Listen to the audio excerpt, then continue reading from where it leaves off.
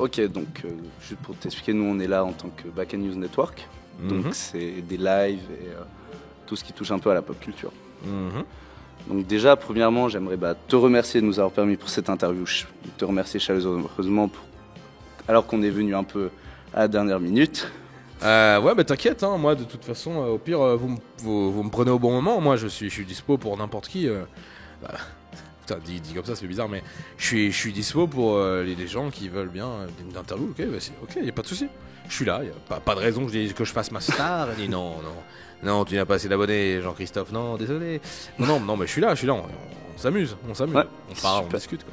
Super, donc toi c'est ta première fois que tu viens à Polymanga.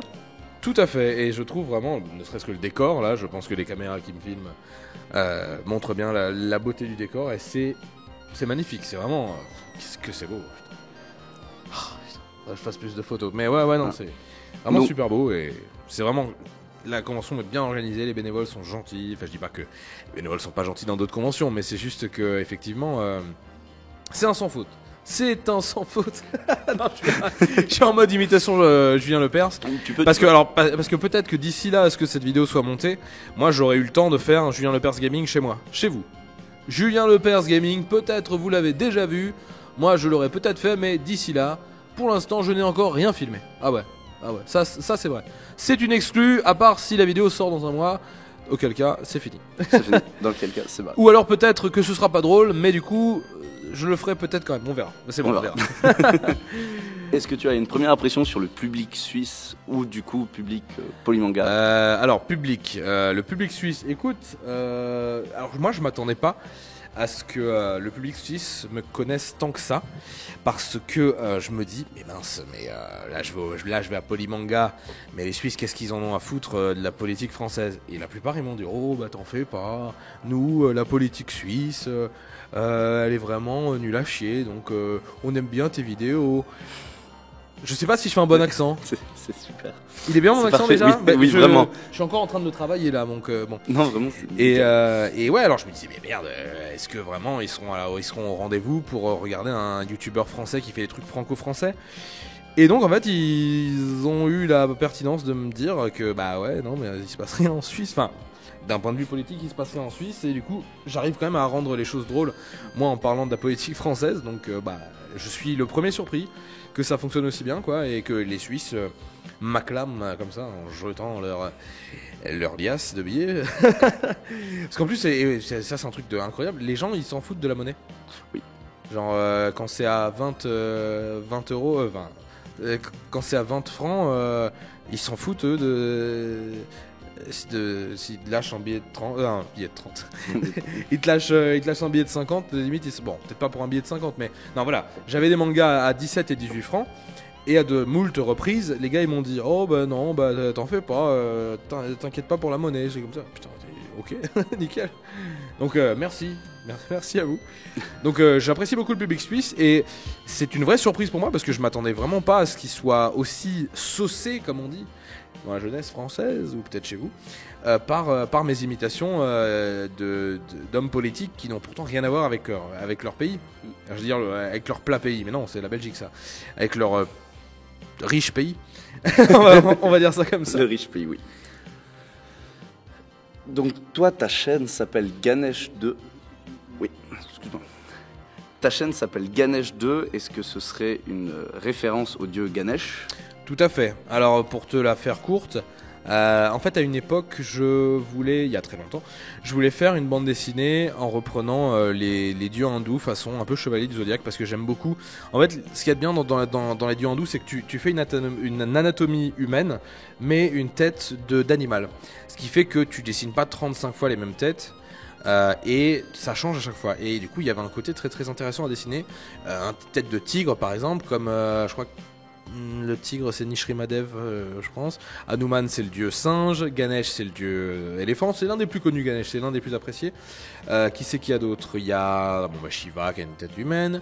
Après je saurais plus te dire les autres noms. Après ils en ont plein les hindous, donc je m'étais un peu intéressé à ça à l'époque. Et donc c'était mon personnage que j'avais créé, de ma bande dessinée que j'avais créée. tu sais, quand on est gamin et qu'on se fait son propre truc, le pseudo qu'on prend sur internet, c'est comme quelqu'un qui créera un personnage Sonic par exemple. C'est le pseudo qu'on prend sur internet, c'est le nom de son personnage qu'on s'est créé pour Sonic, tu vois. Genre machin, The Hedgehog et tout. Et bah moi c'était pour mon personnage de bande dessinée que personne connaissait. Et bah c'est resté depuis 2003 je crois que j'ai ce pseudo. Et d'ailleurs pourquoi le 2? Parce qu'un jour sur le chat, c'est très loin ça, hein, sur le chat de Voilà ou Wanadu, voilà, c'était fallait du coup me remettre son pseudo à chaque fois. Parce que comme ça tu sais c'est comme ça que les gens ils te reconnaissent et tout. Alors que vraiment les pseudos c'était open bar, tu pouvais mettre ce que tu voulais à l'époque. Et voilà, et ce qui s'est passé du coup, c'est qu'un jour j'ai discuté avec des gens et Ganesh 2 s'était déjà pris. Ganesh s'était déjà pris, donc du coup c'est resté Ganesh 2. Mais vu que j'ai discuté avec des gens, j'ai remis Ganesh 2, vu qu'il fallait que j'ai un moyen pour qu'ils me reconnaissent, tu vois.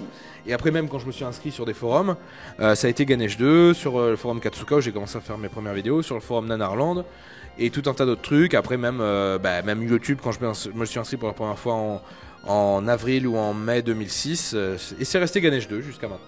Voilà, donc ça vient de là. Ok. Voilà. Ta série dont les gens font, en tout cas ici, le plus référence, c'est Jean-Marie Le Pen Gaming. Tout à fait, ouais. Pourquoi pas un Macron Gaming ou un Sarkozy Gaming? Alors en fait, déjà la voix de Macron, d'une je l'ai pas, c'est quand même une des conditions sine qua non pour faire une vidéo de ce genre, c'est qu'il faut avoir la voix du gars. Et en plus Macron, c'est un peu sans faire de l'anti-droite ou de machin, bah, je m'en fous, hein. Encore que en ce moment même il y a d'énormes grèves en France parce que bon ils sont en train de supprimer des tonnes d'acquis sociaux et ça c'est vraiment pas cool. Mais ouais, pour moi c'est un peu une coquille vide en fait. Je sais pas ce qu'il fait, on s'en fout. Bah, il est jeune, il a été chez Rothschild. T'as l'impression, le gars, tu lui files une PlayStation avec Kingdom Hearts, il va essayer de caler une porte avec, tu vois, je veux dire, il est même pas, tiens, mais dis donc, il y a quand même Dingo avec Cloud, c'est bizarre. Non, tu vois, il s'en bat les couilles. Et bon, Sarkozy, bon, c'est un enculé, il n'y a pas de raison à se poser la question. Sarkozy Gaming, qu'est-ce que je pourrais faire avec Sarkozy Gaming? Je sais pas, genre Monopoly, mais il triche. Tu vois, se dire, tu sais que c'est pas des gars qui vont perdre leur temps à jouer à des jeux. Alors que Le Pen, bon, il est vieux, il dit des trucs racistes. Donc du coup, il peut jouer à des jeux en disant des trucs racistes. Tu m'as dit Macron ou Sarkozy Gaming. Voilà, donc j'ai répondu à ta question. C'est juste qu'effectivement, les personnages que j'ai fait pour mes gaming, d'une, c'est des personnages que j'apprécie un minimum. Alors, ce que j'apprécie chez Le Pen, c'est sa théâtralité. Tu vois, parce que bon, moi j'ai toujours dit, je préfère largement, je partage pas les idées, hein, mais je préfère largement bouffer, je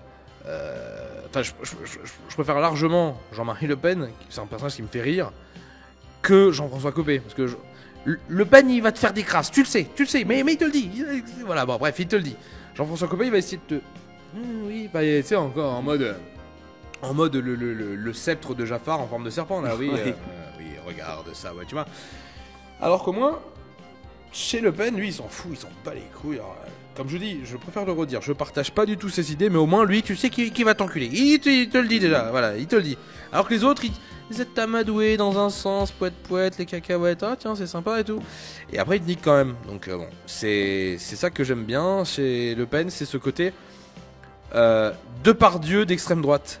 C'est-à-dire que le gars, j'aurais adoré le voir dans un rôle de Cinarano, il aurait été formidable. C'est un acteur de théâtre pour moi. En plus, quelle politique représente-t-il encore? Maintenant, c'est sa fille qui en plus n'est même pas sur la même ligne que lui. Il a créé un parti là, qui s'appelle Jeanne au secours, le truc qui veut rien dire. Tu vois, non mais c'est vrai, je veux dire, le truc qui veut rien dire quoi. Donc franchement, il ne représente plus rien. Donc voilà. Bon, par contre, je vais pas lire ses mémoires là, ça flemme, c'est long en plus. Bon, alors si par contre des gens font des tweets pour dire ah, si tu lis ses mémoires, on s'abonne. Tu sais, souvent on fait des trucs et les gens s'abonnent pas. Salaud. Bref. Et oui, donc je suis connu pour ça. Et à mon grand étonnement, beaucoup de Suisses connaissent ça. Après, comme j'ai dit, c'est un personnage tellement truculent qu'il dépasse les frontières. Alors que pourtant, il aime bien les frontières. Il dépasse les frontières de son propre pays. C'est-à-dire que même ceux bon, vous êtes résident, habitant, natif suisse. Et jamais de la vie, un jour, vous aurez eu une petite... comment dirais-je un bulletin de vote avec un nom Le Pen dessus. Et pourtant, vous connaissez cette fameuse famille. Et c'est ça, en fait, qui me surprend. C'est que, des fois, un homme politique peut dépasser le cadre de son propre pays. Bon, après, on peut parler de Trump, mais lui, c'est autre chose, tu vois. Et donc, ouais, voilà, à mon grand étonnement, les gens me connaissent pour ça. Et ils m'en réclament, ils en redemandent et tout. Et donc, à mon grand plaisir. Hein. Je vais pas bouder mon plaisir à ce niveau-là. Si jamais ça les fait rire, tant mieux. Hein. Question très importante qu'on nous a demandé en zone presse. Ouais. Quel est ton plat préféré ? Étant donné que j'ai mangé 2 fois dans une pizzeria et 1 fois dans un McDo, ça va être... Ah non, mon plat préféré de la vie ou mon plat sus préféré ? Ton plat préféré. Tout. Je dois t'avouer que j'aime bien les omelettes. Les omelettes, c'est bon. Ma grand-mère, quand j'étais petit, elle faisait une omelette vietnamienne, une omelette avec des vermicelles et du porc mixé dedans. Alors c'était des omelettes un peu sèches. On mangeait ça avec du riz et du gnoc mam. Le gnoc mam, c'est la sauce de poisson très forte. Oui.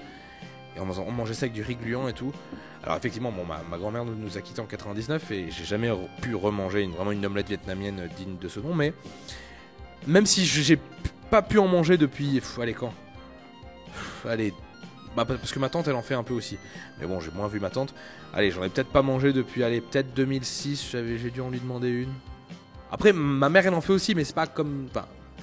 Si, allez, non... Je suis salaud parce que ma mère elle en a fait aussi. Allez, on va dire que j'en ai pas bouffé depuis 2011, on va dire ça. Et voilà, c'est mon plat préféré. Ça me manque et j'aimerais bien aller dans un resto vietnamien et demander une omelette vietnamienne. Mais bon, je ne vois ça nulle part, même quand j'y vais. Et puis bon, ouais, je vais pas toujours dans un resto non plus, ça coûte cher. Donc voilà. C'est bien toi le créateur de l'incommensurable et exceptionnelle vidéo Le Petit Bonhomme, le Petit Anonymous. Tout à fait, là on retombe dans des bails vraiment très vieux, 2012, qui date vraiment de l'époque où a été supprimé Mega Upload. D'ailleurs, c'est marrant que tu me parles de ça, parce qu'en ce moment même, Kim.com, le créateur de Mega Upload, est en train de poursuivre le pays de la Nouvelle-Zélande pour...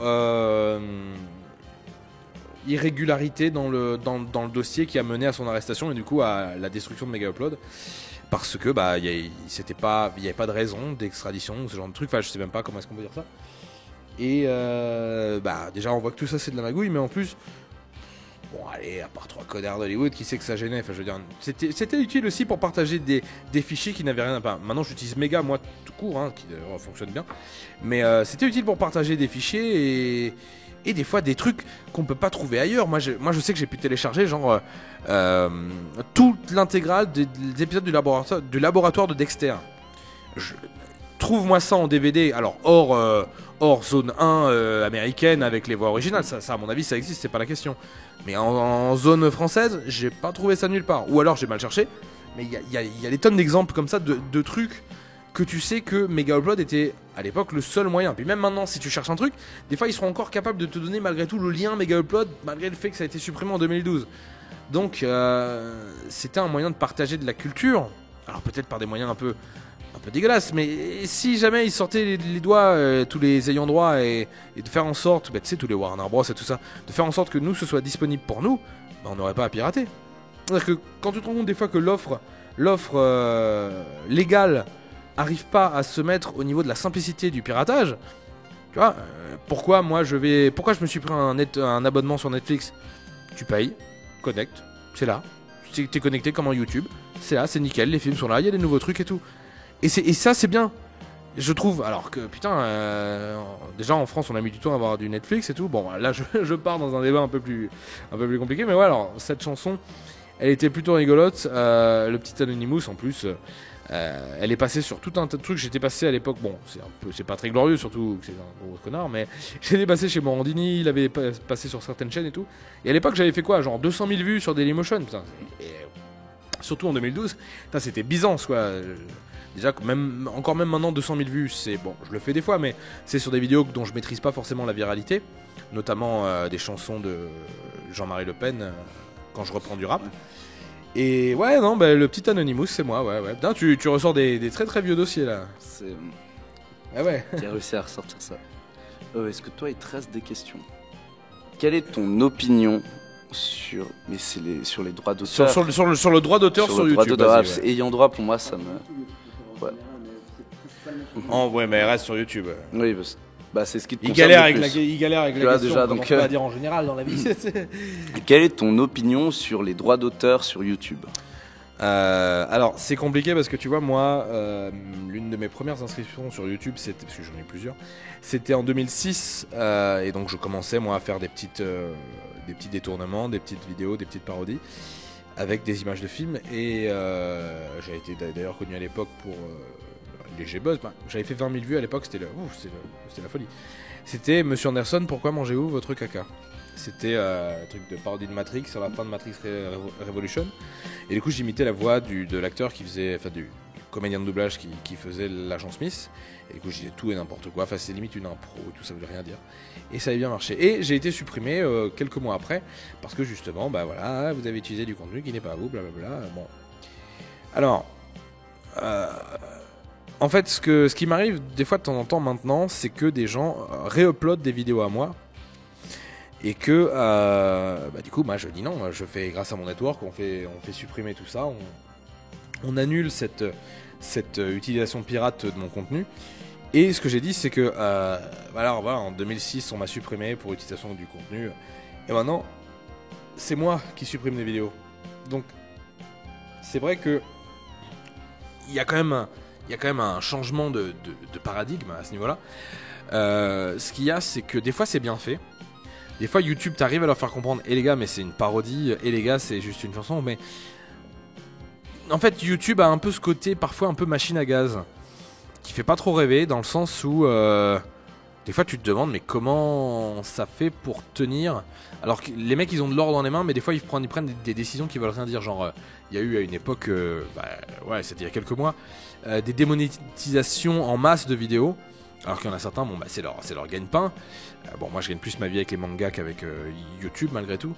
Mais ce qui s'est passé à ce niveau-là, c'est que il y avait des gens qui bossaient pendant très longtemps et ils se faisaient démonétiser la vidéo parce que non adapté aux annonceurs, tout ça.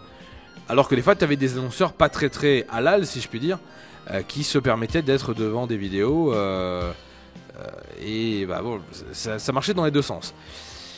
Et ben moi je trouve que c'est dommage qu'il n'y ait pas de gens qui s'occupent un minimum de gérer ça. Bah, des fois ça arrive, mais faut vraiment qu'il t'arrive la pire des merdes et que tu t'en parles, que tu fasses limite que t'en parles sur Twitter, enfin sur les réseaux en général, et que tu fasses un peu un léger ramdam pour qu'on t'aide.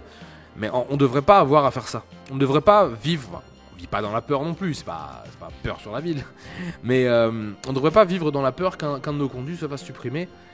Ça devrait plus arriver ça, parce que déjà d'une, pas mort d'homme, voilà, et de deux, une parodie ça se voit, tu vois, je veux dire, il y a des tonnes de films complets sur YouTube. Il y a des gars, tu sais, ils mettent des filtres pour décadrer l'image, déjà pour en l'occurrence on reconnaisse pas avec le fingerprinting des vidéos, on reconnaisse pas. Il y a des gars qui mettent des filtres flous pour que l'image soit un peu plus floue ou qu'il y ait des effets du coup pour qu'on ne reconnaisse pas. Ça malgré tout, tu vois, c'est pas nous qui créons des choses. C'est pas moi qui vais pour reprendre par exemple les Beatles et Hey Jude. Enfin, reprendre Hey Jude pour faire Hey Jude et dire des conneries. Tu vois, parce que j'ai repris du coup le vrai clip de Hey Jude. Putain, j'arrive pas à le dire. J'ai repris le vrai clip de Hey Jude et je leur ai fait dire Hey Jude. Donc du coup, je me marre, bref. Mais ce que j'avais testé, c'est que sur un autre compte, la vidéo avait été bloquée. Parce que oui, elle contient du contenu de machin. En vrai, on s'en fout. C'est de la parodie, de la réutilisation. Alors, c'est vrai que à ce niveau-là, les droits sont très différents en Amérique. Il y a le fair use, en France, il y a le droit à la parodie, ce genre de trucs-là. Et c'est compliqué et même en Allemagne, il me semble qu'ils ont le droit de rien faire. C'est assez... c'est intéressant à... Comment dire ? C'est intéressant à étudier, mais à le vivre, ça doit être moins bien. C'est pour ça qu'on ne connaît pas forcément trop de youtubeurs allemands. Enfin, peut-être vous les Suisses avec ce que vous... Non, je sais pas si tu connais toi des youtubeurs allemands. Enfin, ça existe, j'imagine. Mais à ce qui paraît, comment dire, les institutions allemandes à ce niveau-là sont très très bridées quand même. Et moi, les droits sur YouTube, c'est très compliqué. C'est compliqué, c'est un peu à la tête du client, tu vois, des fois. Donc c'est sûr que toi, si tu veux juste uploader une vidéo où t'as des amis qui font du cosplay et que du coup derrière il y a une musique connue, YouTube il va reconnaître la musique connue, il va te supprimer la vidéo. Alors que pourtant, c'est pas le but. Enfin, le sujet, c'est pas cette musique.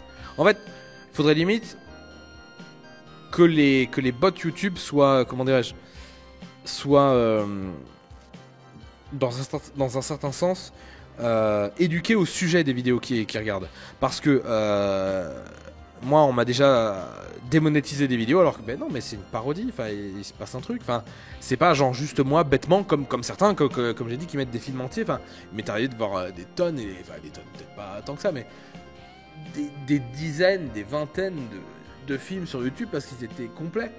Tu vois. Alors bon, c'était cool, hein. Je suis pas là pour dénoncer les gars qui font ça. Mais quand toi tu fais des vidéos et que tu fais, que tu retravailles le matériau audiovisuel que tu as sous la main, et qu'il y en a certains qui te mettent, je sais pas moi, Junior le Terrible 2 sorti en 91, blablabla, je sais pas quoi. Et ils te le mettent direct en DVD RIP sans problème, et ils ont pas de soucis. Alors que toi t'as vraiment eu un retravail derrière. Tu peux invoquer le droit à la parodie, ou même la liberté d'expression, ou même le deuxième amendement. Attends. Ah non, mais non, je suis con, le deuxième amendement c'est pour les flingues, non, pardon, laissez-moi. non, le premier amendement.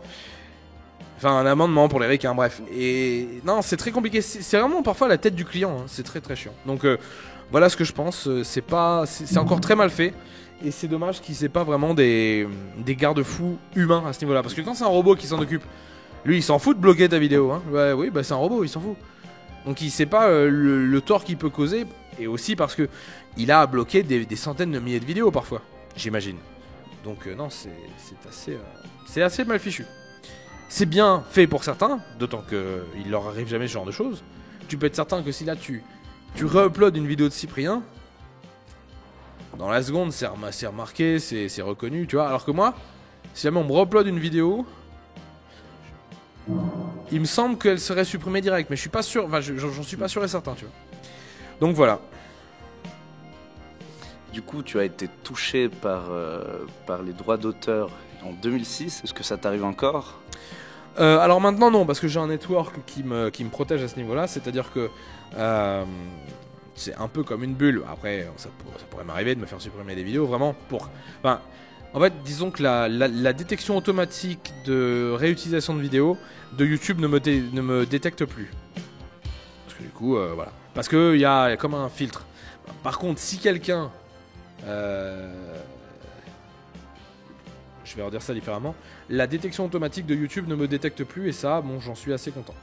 Voilà. Et non, alors c'est sûr que ça m'avait fait beaucoup de mal en 2006 quand ça m'était arrivé, parce que je me dis des fois que si j'avais pu continuer ma chaîne, même si après je suis parti sur Dailymotion et c'est même ça qui m'a fait connaître auprès de plein de gens, et si j'avais pu continuer ma chaîne sur YouTube et que ma chaîne donc existait depuis, par exemple là 12 ans. Parce que là, c'est jamais que mon activité qui existe sur Internet depuis 12 ans, mais c'est pas ma chaîne, tu vois. Ma chaîne, là, elle existe depuis 2012, mais c'est même pas, comment dire... c'est même pas... j'ai même pas commencé vraiment en 2012, enfin, pas commencé en 2012, mais ce que j'ai mis sur cette chaîne en 2012, c'était pas... Enfin, non, je crois que j'avais commencé à vraiment mettre des vidéos en 2013, tu vois.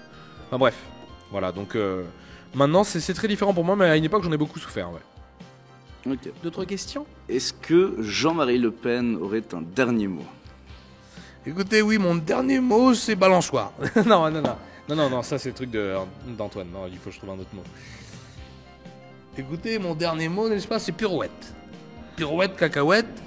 Il était un petit bonhomme, n'est-ce pas, qui avait une drôle de maison, n'est-ce pas, et une maison tout en carton. Attends, moi je retrouve... La maison est en carton, pirouette, cacahuète. Les escaliers sont en papier. Ces escaliers, n'est-ce pas, sont en papier. Bref, c'est une comptine que j'aime bien, pirouette. Voilà. Je m'en tire avec une pirouette, n'est-ce pas? Excusez-moi. Donc, merci. Merci à vous, les gars. Ganesh 2 pour cette interview. No problème. Et on rend l'antenne.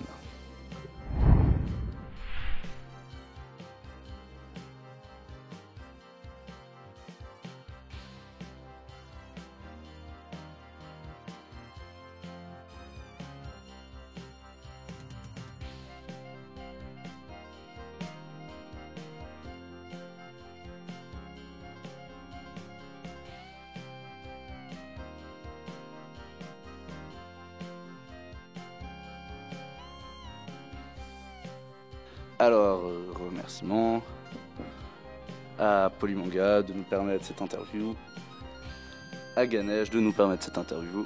No problemo. Reste cool, sac à merde. Terminator 2, 91, James Cameron. James Cameron avec Arnold Schwarzenegger, Edward Furlong et Linda Hamilton. Ah, elle est trop belle. Elle est trop belle. Je me suis masturbé de nombreuses fois devant Terminator 2. Ah ouais, c'est formidable. Tu vois, très bien pouvoir faire des imitations comme lui et que ce soit stylé. Après, moi, c'est du travail. Ok. Bah, Oui, non, justement, je suis totalement. Tu seras juste. C'est pas faux. C'est tout à fait vrai. Faut que j'arrête. Non, stop, allez. David Chaban, en mode David Chaban. Mais après, vous pourrez me demander des imitations, la rigueur.